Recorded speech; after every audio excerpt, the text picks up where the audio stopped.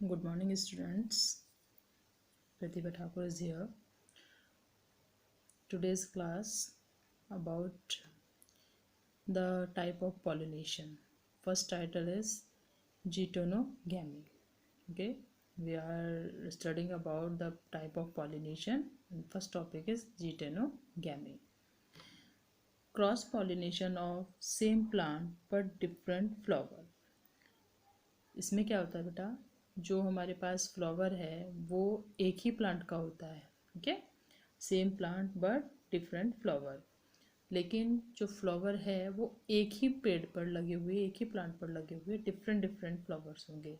ऐसा नहीं है कि जो हम सेम फ्लावर है उसी का पॉलन ग्रेन है, उसी का पिस्टल पर वो पॉलिनेशन कर रहा है, ऐसा नहीं है. प्लांट सेम है बट उसी प्लांट के डिफरेंट फ्लावर्स हैं. जैसे कि स्ट्रक्चर में आप यहाँ देख सकते हैं, ये एक प्लांट है और एक ही प्लांट का एक फ्लावर ये है और एक ये है. Okay, pollen grains are transferred to another flower of same plant. pollen grain यहाँ से है, ये उसी प्लांट के दूसरे फ्लावर पर ट्रांसफ़र हो जाता है. ऐसे ही जो यहाँ है वो किसी दूसरे फ्लावर पर ट्रांसफ़र हो जाएगा, pollen grain. ओके, बहुत सारे फ्लावर्स एक प्लांट में होते हैं और उसमें क्या होगा, एक फ्लावर का pollen grain किसी दूसरे फ्लावर के पिस्टल पर ट्रांसफ़र हो जाएगा. इसका पिस्टल, इसका pollen grain किसी दूसरे पिस्टल पर, किसी फ्लावर के दूसरे पिस्टल पर ट्रांसफ़र हो जाएगा. ऐसा ऐसे चलता रहेगा. इसे हम कहते हैं जीटेनोगैमी.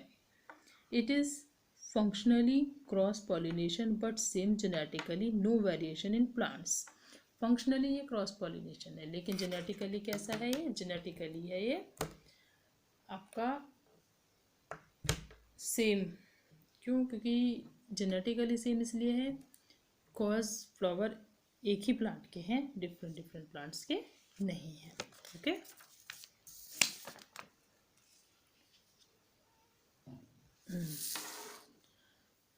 नाउ नेक्स्ट, जैसा आपको पता है lesson number 2 biology. Next type हमारा आता है xenogamy. Okay, xenogamy means cross pollination in different plants. Different plants में ही पॉलिनेशन हो रहा है, फ्लावर भी अलग है, प्लांट भी अलग है. ओके, यहाँ पर फ्लावर भी अलग प्लांट का है और क्या है उसमें, पहले क्या था अभी कि सेम फ्लावर सेम प्लांट था बट फ्लावर अलग थे. यहाँ फ्लावर भी डिफरेंट है और प्लांट भी डिफरेंट. अब हम बात करते हैं एजेंट ऑफ पॉलिनेशन. ओके, कौन से ऐसे एजेंट्स हैं जो पॉलिनेशन को कराते हैं, पॉलिनेशन का प्रोसेस जिनकी वजह से होता है, उनको हम कहते हैं एजेंट्स. एजेंट मतलब किसी काम को करने वाला, किसी काम का सोर्स. ऐसे हमारे पास पॉलिनेशन के कुछ सोर्सेज होते हैं जिसे हम कहते हैं agents. They help to transfer pollen grain on another stigma of another flower. What is the work of agents? They transfer the pollen grain. Okay, pollen grain को वो किसी दूसरे फ्लावर पर ट्रांसफ़र करते हैं, किसी दूसरे फ्लावर के पिस्टल पर. These are of two types, abiotic and biotic. कैसे होते हैं? दो तरह के होते हैं, एक बायोटिक और एक abiotic. Abiotic, non-living. These are of two types, by air, by water.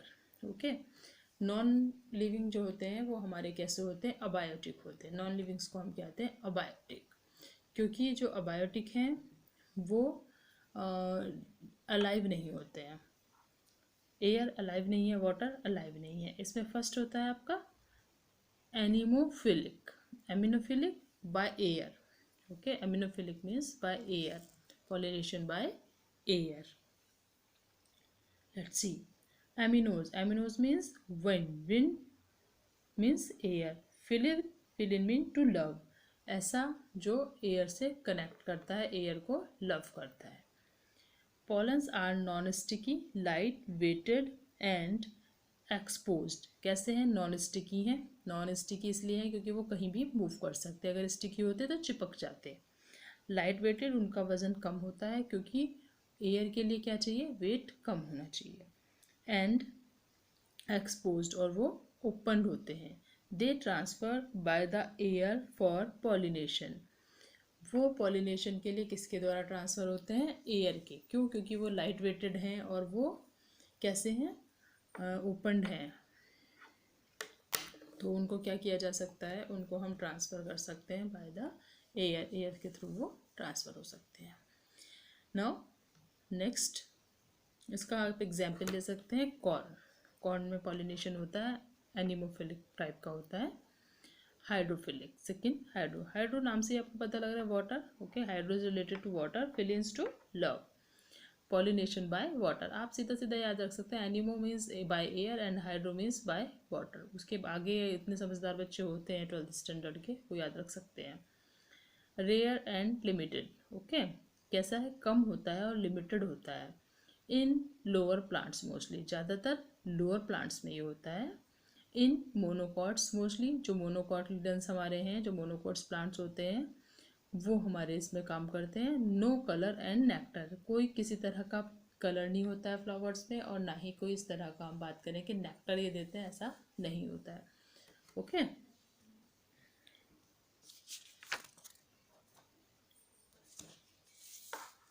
Ji, other specialities क्या हैं हमारे हाइड्रोफिल्स की, हाइड्रोफिलिक हैं, उनके अदर स्पेशलिटीज़ की अगर हम बात करते हैं तो वो क्या है।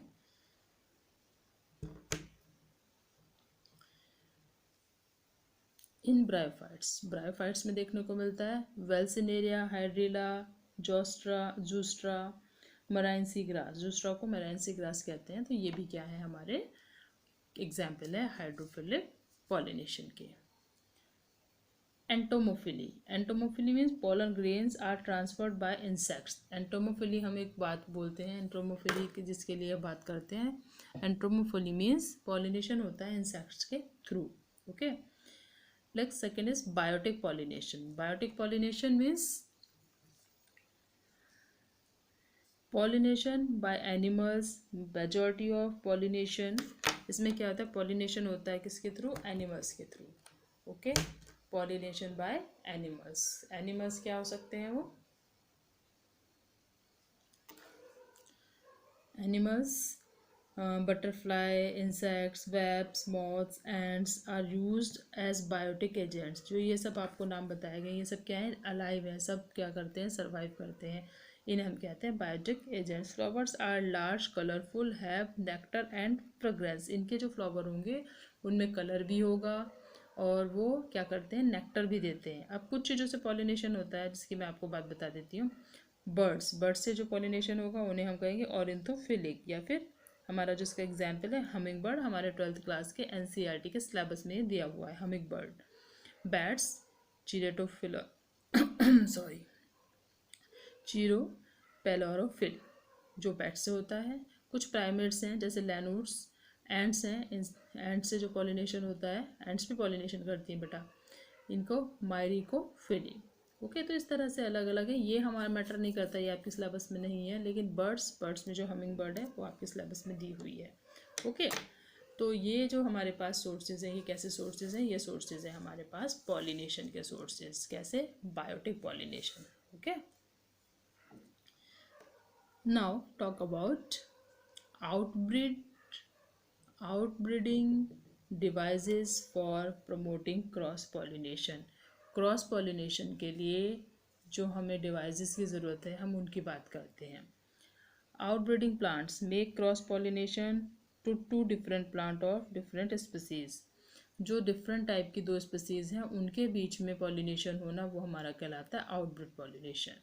इसमें एक नोट मैंने ज़रूरी समझा बेटा, जैसे प्रोटोगाइमस वो हम कहते हैं मैच्योर मेल को, और प्रेंटोड्रोमस या फिर हम कहें प्रोंटोड्रोमस हम कहते हैं मैच्योर मेल को, और प्रोटोगाइमस हम कहते हैं मैच्योर फीमेल को, और प्रोटोड्रोमस हम बोलते हैं मैच्योर फीमेल को। क्या होता है कि अगर फीमेल पहले मैच्योर हो जाती है तो उसको हम कह रहे हैं प्रोटोगाइमस, और अगर मेल पहले मैच्योर हो जाता है तो उसे हम कह रहे हैं प्रोटोड्रॉन्स। मैच्योर से मतलब है कि उसका बन जाना फ्लावर के अंदर, okay. Position, the arrangement, position की हम बात कर लेते हैं। The arrangement of pistil and anther is responsible for the pollination on different flower of different plants। Pollination के लिए ज़रूरी करता है कि जो फ्लावर्स हैं उसमें एंथर्स की पोजीशन कैसी है, उसके अंदर फ्लावर के जो पिस्टल है, पिस्टल की पोजीशन कैसी है, एंथर्स की पोजीशन कैसी है, वो मैटर करता है, जो पॉलिनेशन में काफ़ी हेल्प करता है। जैसे अगर हम बात करते हैं, ये एक छोटा सा मैंने यहाँ पर आपको एग्जांपल दिखाने की कोशिश की है। I try to see this are the anthers और दिस इज द पिस्टल। ये एंथर्स पिस्टल से नीचे हैं, ओके। तो पॉलिनेशन कैसे होगा? कई बार ये काफ़ी नीचे यहाँ होते हैं, कई बार ये इससे ऊपर हो सकते हैं। अलग अलग सिचुएशंस है, अलग अलग सिचुएशंस में पॉलिनेशन डिफरेंट टाइप के किसी डिफरेंट एजेंट से होगा, चाहे फिर वो इंसेक्ट हो, बर्ड हो, या कुछ दूसरा एनिमल हो सकता है, okay. Self incompatibility, self incompatibility से मतलब होता है, बेटा आप ये सोचते होंगे कि पॉलिनेशन है, पॉलिनेशन मैंगो है तो मैंगो का मैंगो पर ही क्यों होता है, और पॉलिनेशन हमारे पास ऑरेंज है तो ऑरेंज ही क्यों होता है। तो हम ये सोचते हैं कि ऐसे पॉलिनेशन कैसे हो जा रहा है, कि वो जो है ऐसा क्यों नहीं हो रहा है कि एप्पल है तो एप्पल का हम ऑरेंज पर कर देते हैं ना, मैंगो है तो मैंगो पर ऑरेंज क्यों नहीं आ सकते हैं, है ना। तो ये कैसे हो जाता है कि जो फ्रूट बनना है वही काम करेगा, कोई दूसरा आकर के, दूसरा पोलन ग्रेन आकर के उसको पॉलिनेट नहीं करता। सपोज आपने खाना है ऑरेंज, है ना, ऑरेंज का फ्लावर अगर हम बात करते हैं कि ऑरेंज है तो ऑरेंज का पोलन ग्रेन ऑरेंज को ही पॉलिनेट करेगा, मैंगो को क्यों नहीं कर सकता है, मैंगो ऑरेंज एक पेड़ पर क्यों नहीं खा सकते हैं, है ना। उसे हम कहते हैं self incompatibility. Self incompatibility means कि अपने पास ऐसी एक पावर होना कि हम पोलन ग्रेन को रिजेक्ट कर सकते हैं, और ये जो पावर होती है ये होती है स्टिग्मा के पास। It is a genetic process. Stigma have self-incompatibility of rejection of same pollen of the same flower. अब स्टिग्मा के पास ये अथॉरिटी मिली हुई है स्टिग्मा को कि वो पोलन ग्रेन को रिजेक्ट भी कर सकता है और एक्सेप्ट भी कर सकता है। तो ये जो अथॉरिटी है ये पिस्टल के पास है, पिस्टल के पास है कि वो खुद उसको रिजेक्ट करता है पोलन ग्रेन को, कि एक्सेप्ट करता है, ठीक है। इसे हम कहते हैं self incompatibility. Unisexual, okay. Unisexual it may be monoecious और डायोसियस। यूनिसेक्सुअल होता है सिंगल ली, जो इसके पास सेक्स सिंगल है, या तो वो एनिमल कैसा है, पहले तो यूनिसेक्सुअल, यूनिसेक्सुअल उसके पास एक ही गैमेट होगा, या तो वो मेल गैमेट बना सकता है वो फीमेल गैमेट बना सकता है, ओके। दो तरह के होते हैं, मोनोसियस और dioecious. both male and female gametes are present on same flower, okay. Male gamete और फीमेल गैमेट अगर एक ही फ्लावर पर प्रेजेंट हैं तो वो कहलाएगा मोनोसियस। मोनोसियस मतलब सिंगल, मेल फीमेल दोनों एक ही फ्लावर पर प्रेजेंट हैं, तब वो कहलाएगा मोनोसियस। मोनोसियस सेम से याद रखिए आप, सिंगल एक से। इसमें कैस्टर एंड मेज, टू एग्जाम्पल्स आपको बताए जा रहे हैं, कैस्टर एंड मेज। डायोसियस बस just opposite of monoecious. Monoecious में क्या होगा कि दोनों आपके सेम फ्लावर पर मिलेंगे, और डायोसियस में separate. Male and female gametes are present on different flowers of different plants, यानी यूनिसेक्सुअल। यूनिसेक्सुअल जहाँ पर क्या है, अलग अलग मिलेंगे, ओके। जो मेल और फीमेल गैमेट है both are present on different plants. Example papaya. Prepotency, pollen grain of one flower grow more rapidly over the stigma of another flower as compared to the same flower. जो प्रीपोटेंशी की बात हो रही है, जो pollen grain है वो अपने सेम फ्लावर पर अगर पॉलिनेशन करता है, सेम फ्लावर के स्टिग्मा पर पॉलिनेशन करता है, तो वो इतना ज़्यादा जल्दी ग्रो नहीं करेगा जितना वो डिफरेंट पर करेगा। Pollen grains are of one flower grow more rapidly over then stigma of another flower. किसी दूसरे फ्लावर के स्टिग्मा पर पोलन ग्रेन ज़्यादा जल्दी से क्या करता है, बहुत जल्दी से ग्रोथ कर लेता है। Heterostyly, flowers have different type of height of style and stigma. जो मैंने आपको कहा था कि फ्लावर्स के पास क्या है, डिफरेंट डिफरेंट टाइप के अरेंजमेंट्स होते हैं, की तरह का कुछ अलग अलग अरेंजमेंट होता है। उस due to the arrangement of different style और different type of pistil, okay. तो क्या होता है कि उनकी वजह से पॉलिनेशन डिपेंड करता है कि पिस्टल किस तरह का है और उस पर किस तरह से फ्लावर में पिस्टल का, पोलन ग्रेन्स का अरेंजमेंट है। ओके बेटा। Next, herkogamy. Herkogamy, these are mechanical device that prevent self pollination. ये एक ऐसी हमारे पास डिवाइस है जो कि सेल्फ पॉलिनेशन को रोकती है। ठीक है। जेनेटिकली वेरिएशंस तभी पॉसिबल हैं जब क्या होगा, क्रॉस पॉलिनेशन होगा। Next, pollen pistol interaction. आपने जाना बच्चों, pollen grain, pistol, stigma, style सभी आपको पता लग गया। बट अब बात जो करनी है वो ये करनी है, now let's going to talk about how pollen and pistil interact. Pistil तक पोलन ग्रेन कैसे पहुंचता है, कैसे पिस्टल उसको एक्सेप्ट करती है। छोटी सी बात एक समझिए सबसे पहले, फिर मैं आपको एक्सप्लेन करती हूँ। बेटा जी, हमारे पास क्या है कि अभी हमने पढ़ा था सेल्फ इनकम्पैटिबिलिटी। जो पिस्टल है, पिस्टल को ये पता है कि which type of pollen grain accept और which type of pollen grain is reject. So pistil have the rejection और exception. Okay, pistil save the right to accept और रिजेक्ट एनी पोलन ग्रेन। ठीक है।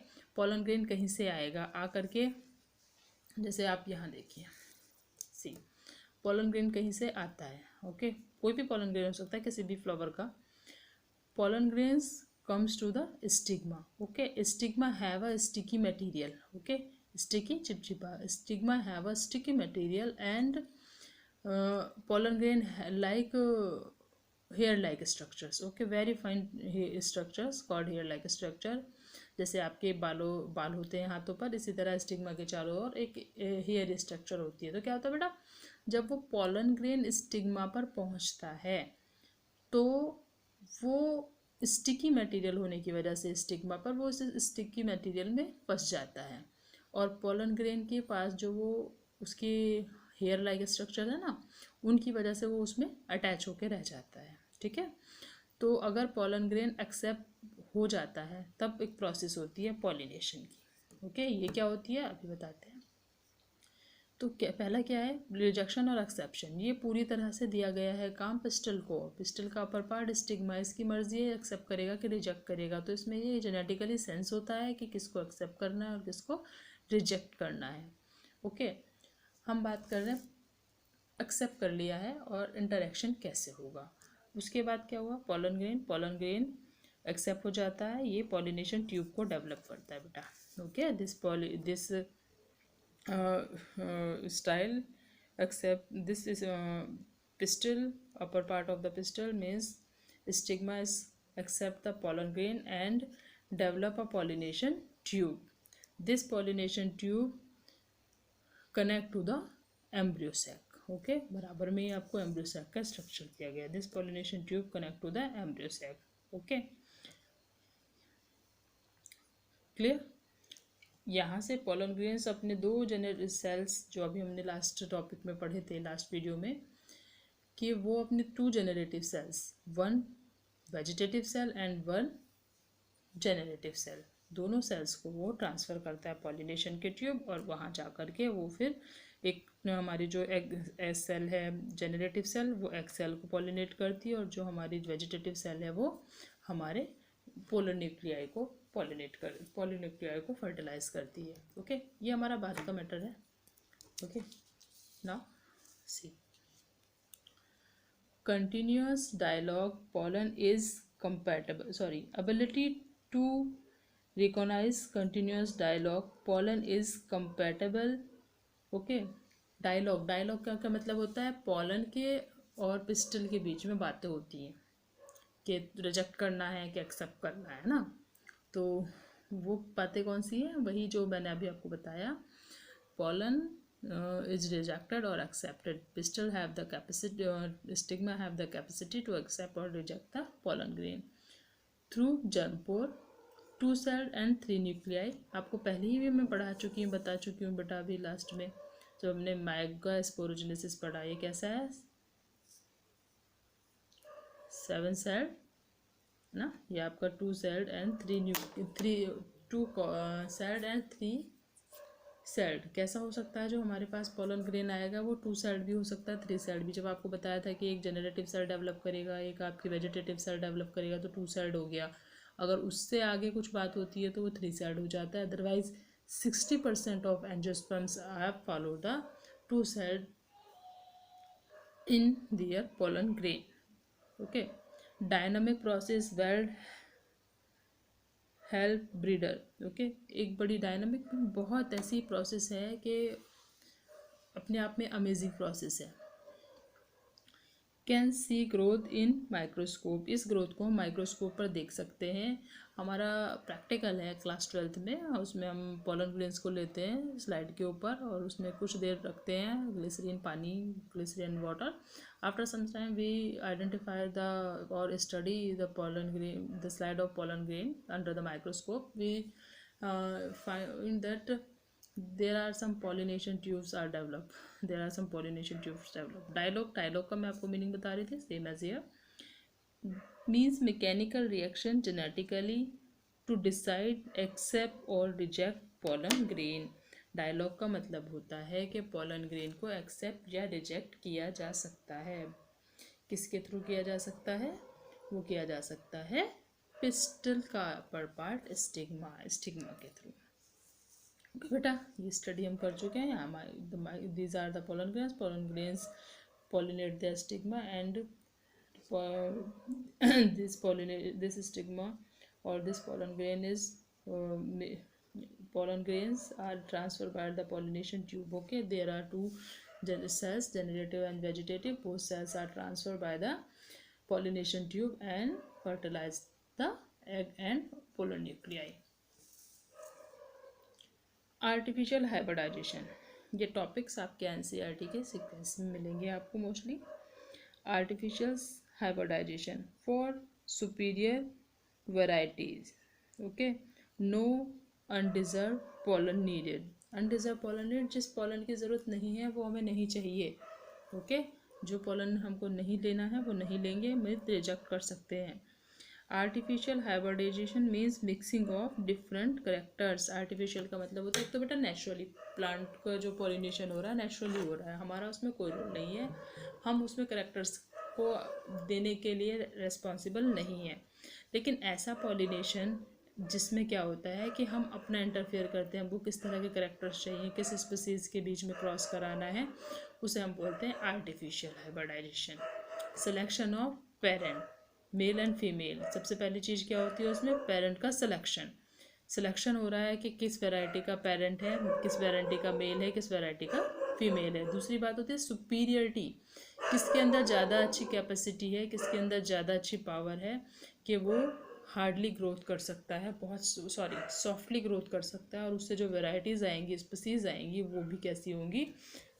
बहुत ज़्यादा ग्रोथ करने वाली होंगी, हाई यील्डिंग होंगी। Okay,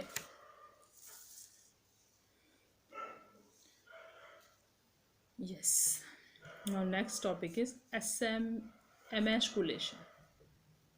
Okay, emasculation simple meaning is removal of unwanted anther.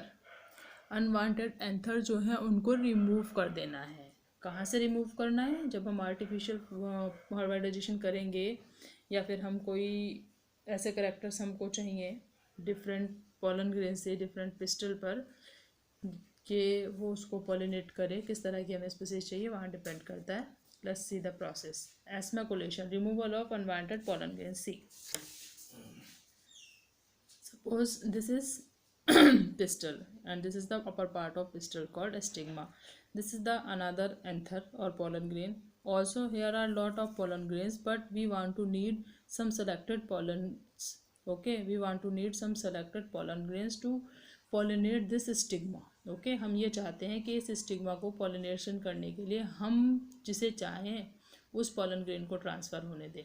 ठीक है, तो हम क्या करेंगे, जो उसके पास हमें अनवांटेड लगेंगे, जो हम चाहते हैं कि वो ट्रांसफ़र ना हो, हम उन्हें रिमूव कर देंगे, उन्हें वहाँ से निकाल कर अलग कर दिया जाएगा, और ऐसे पोलन ग्रेन्स, ऐसे एंथर्स वहाँ छोड़ दिए जाएंगे जो उसको पॉलिनेशन करना चाहिए। ये हम कर रहे हैं, नेचुरली नहीं होगा, नेचुरली, बट क्या है इसमें कि ये हम पे डिपेंड करता है। कि हम जिनको रिमूव कर देंगे, देखिए बेटा आपने यहाँ से ये उतार दिया, तोड़ दिया इसको, है ना, तो फिर ये तो पॉलिनेशन करेगा ही नहीं। पॉलिनेशन कौन सा करेगा? जो वहाँ पर बचा हुआ है, और हम उसको वहीं पर छोड़ेंगे जो जिससे हमें पॉलिनेशन कराना है। Okay, so there are lot of pollen grains but few selected pollens are pollinate the stigma. अब इसमें कुछ प्रोसेस आती है, दूसरी प्रोसेस हमारी आ जाती है इसमें। अब इसको करने के लिए क्या करना पड़ेगा? एमेस्कुलेशन के लिए पहला क्या हो गया? Removal of pollen grain। Okay, bagging, cover the stigma by a water paper till the maturity of stigma able to mature or receive pollen। हम क्या करेंगे? इसको स्टिग्मा को कवर कर देंगे। कवर क्यों कर देंगे? जब तक ये मैच्योर होगा, यानी कि इसको इतना बड़ा होना है, इतना मैच्योर होना है कि ये किसी पॉलन को एक्सेप्ट करने के लिए कैपेबल हो, तब तक के लिए हम इसको कवर कर देंगे। क्यों कवर कर देंगे? ताकि इससे टाइम से पहले कोई पॉलन आकर के पॉलिनेट ना कर सके, जिससे क्या होगा कि शीड्स खराब होते हैं, वैराइटीज़ अच्छी नहीं आती हैं। दूसरा डीबैगिंग, रिमूवल ऑफ बैग। ओके, अब जब पॉलन ग्रेन को पॉलिनेशन करना है उस टाइम पर हम क्या करेंगे? इस स्टाइल के ऊपर से ये बैग को हटा देंगे। Simple way, first of all cover the pistol, cover the stigma, after some time we remove the bag। Okay, क्यों रिमूव किया? क्योंकि अब वो समय हो चुका है, अब वो इतना मैच्योर हो चुका है कि अब वो इसको क्या कर सकता है बेटा जी? अब वो पॉलन को एक्सेप्ट कर सकता है। तो इसमें हमने क्या किया? उसको डीबैगिंग कर दिया। रीबैगिंग, बैगिंग किया था, बैग हटाया, फिर से बैग लगाएंगे। Cover the bag again on stigma to protect to receive pollen. अब क्या होगा कि हम उसको फिर से कवर कर देंगे पॉलिनेशन के बाद। क्यों? अब हमें उसे दूसरे पॉलन ग्रेन से बचाना है कि कोई और पॉलन ग्रेन उसको पॉलिनेट नहीं कर सकता है। Okay, let's see pre fertilisation. Pre fertilisation is a process before fertilisation. There are 3 processes in fertilization: pre-fertilization, fertilization and post-fertilization. Here are 3 processes of fertilization. Okay, pre-fertilization, post-fertilization and fertilization. Okay, let's see pre-fertilization। इसमें क्या होगा बेटा? Gametes का बनना, body का mature होना, ये सब चीज़ें आती हैं pre-fertilization। डिसीजन, स्टिग्मा में रिजेक्ट और accept the pollen grain that fertilisation is occur और नॉट। ये बात हम जान चुके हैं कि स्टिग्मा ये डिसाइड करेगा कि उसको फर्टिलाइजेशन उस pollen grain के साथ करना है एक्सेप्ट या नहीं करना है। फर्टिलाइजेशन तो बाद में होता है, पहले तो उसका डिसीजन है कि वो pollen grain को एक्सेप्ट करता है या नहीं करता है। हार्मोनल एंड स्ट्रक्चरल, ठीक है, कुछ इवेंट्स हैं हमारे प्री फर्टिलाइजेशन के उसकी हम बात कर रहे हैं। उसमें पहला डिसीजन, दूसरा हार्मोनल और structure. Decide the development of floral character, help in the differentiation and development. कुछ फ्लावर के ना अपने कैरेक्टर्स होते हैं जो उसके अंदर डेवलप होते हैं बाय द केमिकल प्रोसेस, जिससे कि वो मैच्योर होता है डिफरेंट टाइप के करेक्टर्स के लिए, पॉलिनेशन को एक्सेप्ट करने के लिए और अपने डेवलपमेंट के लिए। नॉट नेक्स्ट जो इवेंट के लिए करेक्टर होना चाहिए, inflorescence, development of male and female reproductive parts. जो फीमेल और मेल रिप्रोडक्टिव पार्ट्स हैं वो डेवलप होते हैं, है ना। जैसे कि हम लोग हैं, हम अगर ह्यूमन की बात करते हैं तो उसमें क्या है, छोटे बच्चे होते हैं, बट 12 to 13 की एज से 18 की एज तक क्या होता है, उनकी बॉडी तैयार होती है, मैच्योर होती है। ओके, और वो गैमेट को फॉर्म करने के लिए अबल हो पाते हैं। ऐसे ही प्लांट्स की हम बात कर रहे हैं। यहाँ पर क्या है, इनफ्लोरेसेंस से मतलब कि उन प्लांट के फ्लावर जो हैं वो फ्लावर्स के रिप्रोडक्टिव पार्ट्स डेवलप हो जाएं। Okay, next fertilisation. Fertilisation is very simple, fusion of male and female gametes is known as fertilization occur after pre-fertilization। Fertilisation की तैयारी होगी, गैमेट बन गए, बॉडी मैच्योर होगी, बॉडी प्रोडक्टिव ऑर्गन्स भी डेवलप हो गए। फर्टिलाइजेशन में जो गैमेट्स बने थे वो those are form in the process of pre fertilisation. Okay, अब क्या हुआ, मेल एंड फीमेल गैमेट्स दोनों फ्यूज हो गए। Okay, mail and female gamete दोनों को फ्यूज हो गए। फ्यूज होकर के क्या किया उन्होंने, ये जो प्रोसेस हुई ये कहलाई हमारी फर्टिलाइजेशन। ओके बेटा, यस नेक्स्ट। जो फर्टिलाइजेशन है वो दो तरह का होता है। Fertilisation is of two types, internal fertilisation and external fertilisation. We let's see the details in other next lecture about the internal और external fertilisation. Next, post fertilisation, formation of zygote. सबसे पहला काम क्या होगा, जायगोट बनेगा। Zygote क्यों बनेगा, क्योंकि मेल और फीमेल गैमेट के फ्यूज़न से जो पहली प्रोसेस होगी वो सबसे पहली होगी फर्टिलाइजेशन की, और उस फर्टिलाइजेशन का रिजल्ट होगा formation of zygote. Universal, external और इंटरनल, ये कैसा है, एक्सटर्नल भी हो सकता है और इंटरनल भी। Depend on life cycle and environment. Okay, ये किस पे डिपेंड करता है, जो भी हमारे पास वैरायटी है, स्पीसीज है, उसके लाइफ स्टाइल पर और उसके एनवायरनमेंट पर। Thick wall, vital link, pressure preserve number of chromosomes. Chromosomes के नंबर प्रिजर्व होते हैं, ठीक है, थिक वॉल होते हैं। Most vital link between two generations, जो दो जनरेशन है उनके बीच का लिंक तो होता ही है, पढ़ चुके हैं आप 10th स्टैंडर्ड में। ओके, यहाँ हम बात करते हैं, suppose that this is the male gamete, this is female gamete, combine हुए, फ्यूजन हुआ, जाइगोट बन गया बेटा। प्रोसेस हुई मियोसिस की। ओके, इससे फिर उसके बाद क्या हुआ, यहाँ पर आगे के लिए वेजिटेटिव डिवीज़न होता है, यानी कि माइटोसिस होता है। यहाँ पर आगे जाइगोट के डेवलप होने के बाद दूसरे पार्ट्स बनने शुरू हो जाते हैं। आपका इससे भी मतलब नहीं है, इसमें आपका सिर्फ इतना है कि फीमेल एंड मेल गैमेट मिले और उनसे क्या हुआ, जाइगोट फॉर्म हो गया। Okay,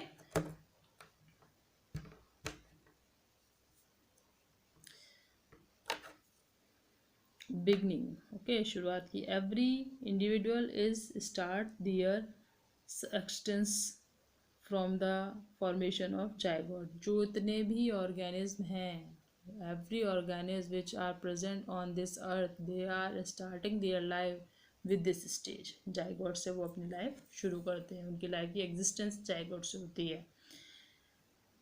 embryogenesis, more developed stage of zygote, and zygote is formed different cells by mitosis division।